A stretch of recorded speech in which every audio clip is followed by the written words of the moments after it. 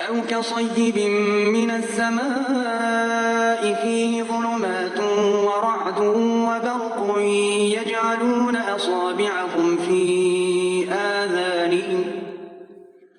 يجعلون أصابعهم في آذانهم من الصواعق حذر الموت والله محيط بالكافرين.